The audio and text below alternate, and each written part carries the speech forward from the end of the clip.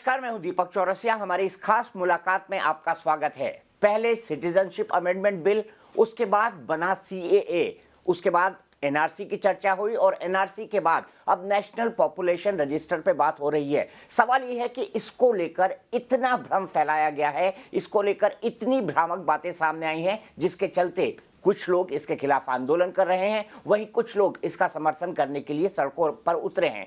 लेकिन असली में ये तीनों मुद्दे हैं क्या, जानेंगे। हमारे साथ अनुराग ठाकुर जी हैं, मोदी कैबिनेट के सदस्य, वित्त राज्य मंत्री। अनुराग जी, सबसे पहले मैं जानना चाहूंगा एनपीआर के बारे में। आज एनपीआर आया है और ये तीनों चीजों को जोड़ दिया है विपक्ष ने।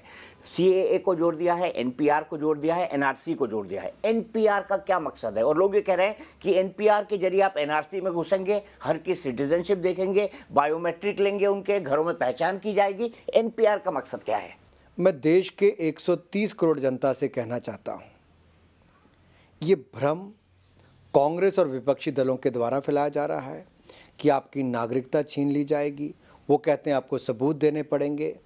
आप पूरा कानून ऊपर से नीचे तक पढ़िए।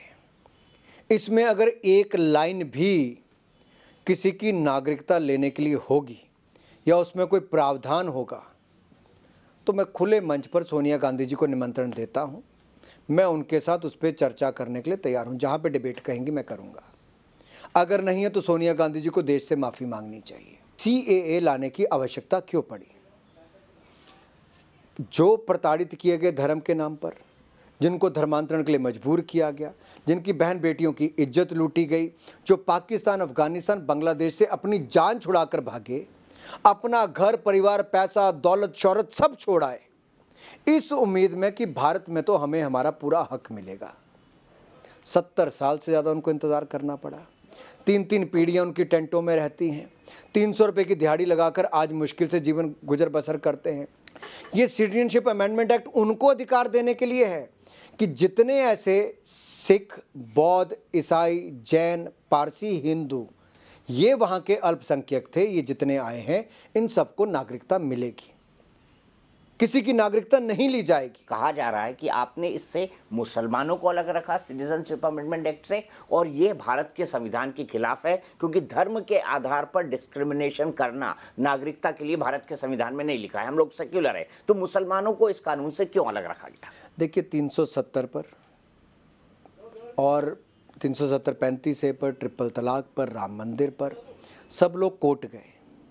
इस पे भी कोर्ट चले जाते हैं। अगर ये संविधान के खिलाफ है तो सुप्रीम कोर्ट जाते, क्यों नहीं गए?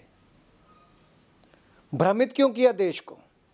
क्योंकि इस पे एक लाइन भी नहीं लिखी किसी का अधिकार छीनने के लिए। अगर हिंदुस्तान में भी सरकार ने 70 साल तक कानून नहीं बनाया था तो हमने बनाने का काम किया। जो राष्ट्रपिता महात्मा गांधी का सपना था, जो नेहरू, इंदिरा, राजीव गांधी तक सबने कहा, राजेंद्र प्रसाद जी से लेकर सरदार पटेल तक सबने कहा, जो कांग्रेस ने अपने रेजोल्यूशन में 1947 में कहा, तो क्या आज की सोनिया गांधी की कांग्रेस राजीव गांधी, इंदिरा गांधी, नेहरू की कांग्रेस से अलग है? उनका ये कहना है कि चूंकि धर्म के आधार पर यहां पर डिसाइड किया गया है कि भाई माइनॉरिटी जो पाकिस्तान, अफगानिस्तान और बांग्लादेश में है, तो मेजॉरिटी क्यों नहीं? मुसलमानों को आप नागरिकता देने से पाकिस्तान, बांग्लादेश या अफगानिस्तान के क्यों रोक रहे हैं? क्या ये कानून रोकता है उनको? आखिर ये कहां बंदिश है कि वहां का कोई मुसलमान आना चाहेगा तो उसको नहीं मिलेगी? 600 लोगों को तो हमने दी मोदी सरकार ने नागरिकता, कहां मना किया हमने? अदनान सामी भी उनमें, अदनान सामी, ऐसे कई हैं। उसको प्रक्रिया के रूप में आते हैं लोग, अप्लाई करते हैं, उनको पैरवी की जाती है, उनके देखा जाता है पूरी बैकग्राउंड को। अगर उनको प्रताड़ित किया, उनको नागरिकता मिलती है। लेकिन ये बात की गई अल्पसंख्यकों के लिए, क्योंकि नेहरू लियाकत समझौते में कहा गया था कि पाकिस्तान में अल्पसंख्यकों की रक्षा वो करेंगे, हिंदुस्तान में हम करेंगे। हमने कोई भेदभाव नहीं किया हिंदू मुसलमान में, तो लेकिन दूसरे देशों में भेदभाव हुआ। वहां पर 30% आबादी थी साहब अल्पसंख्यकों की, हिंदुओं की, सिखों की, बौद्ध की, कम होकर 2.5-3% रह गई। क्या आज की कांग्रेस इन 3 देशों से आने वाले अल्पसंख्यकों को नागरिकता नहीं देना चाहती है? तो सोनिया गांधी जी सीधे तौर पर कहें। साफ सवाल उनका यह है कि मुसलमानों की अगर बात आती है मामला यहां पर है कि सीएए भारतीय मुसलमानों के अधिकारों को खत्म करने वाला है। आने वाले समय में एनआरसी आएगी, आने वाले समय में पॉपुलेशन रजिस्टर आएगा और ये तीनों मिलके इतने वेरिफिकेशन उनसे मांगेंगे कि शायद उनकी नागरिकता छिन जाए और उनको डिटेंशन सेंटर में रखा जाए। ये लगातार चल रहा है सोशल मीडिया पे, आप भी जानते हैं, मैं भी जानता हूं। इसके बारे में क्या कहना है सरकार के प्रतिनिधि होने के नाते आपका? एनआरसी कौन लाया साहब? असम अकॉर्ड के समय 1985 में इन्हीं सोनिया गांधी जी के स्वर्गीय पति राजीव गांधी जी उस समय के प्रधानमंत्री लाए। एनआरसी का कानून सोनिया गांधी जी और राजीव गांधी की देन है, ये मैं डंके की चोट पर कहना चाहता हूं। और एनआरसी पर संशोधन भी इनकी सरकार ने किया कि नहीं किया, जब ये यूपीए की चेयरपर्सन थी। और असम में अगर एनआरसी लागू हुआ तो क्या वो सुप्रीम कोर्ट के आदेश में सुप्रीम कोर्ट की कमेटी ने किया? इसमें भारतीय जनता पार्टी ना एनआरसी बनाने में है ना लागू करवाने में है। अगर सीएए नागरिकता देने का कानून है तो फिर ये बात कहां से आई कि मुसलमानों को आने वाले समय में एनपीआर के जरिए या एनआरसी के जरिए इनकी नागरिकता वापस ली जा सकती है? फिर क्यों बन रहे डिटेंशन सेंटर जिनकी बात कई सारे विपक्ष के नेताओं ने की है? इस देश में इतना झूठ विपक्ष और कांग्रेस पार्टी बोल रही है कि जिसकी आप कल्पना भी नहीं कर सकते। जो एनपीआर है ये नेशनल पॉपुलेशन रजिस्टर है साहब। इस पे तो आपकी आबादी कितनी है, ये 2010 में पी चिदम्बरम जी जब गृह मंत्री थे तब उन्होंने शुरू किया था, 2011 में वो हुआ। 2021 से पहले हमें इसको पूरा करना है। 1 अप्रैल 2020 से शुरू होगा, सितंबर अंत तक प्रयास है कि इसको पूरा कर लिया जाए 2020 तक।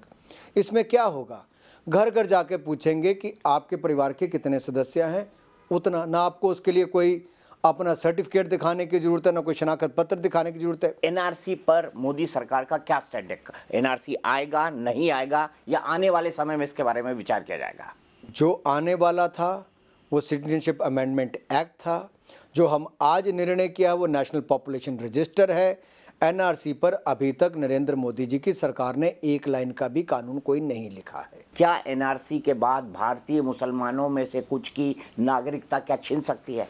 मैं स्पष्ट तौर पर कहूं, जितना भारत के किसी हिंदू को अधिकार है, जितना किसी सिख, बौद्ध, ईसाई, जैन सबको अधिकार है, उतना ही हिंदुस्तान के मुसलमान को भी अधिकार देश के संविधान ने दिया है। क्या मोदी सरकार या बीजेपी मुस्लिम विरोधी है? मुझे लगता है कि अगर आप 5.5 साल का खाका निकालिए, आप एक उदाहरण मुझे निकाल कर बताइए जहां पर कहा गया हो कि ये योजना लाए हैं, इससे मुस्लिमों को वंचित रखिए।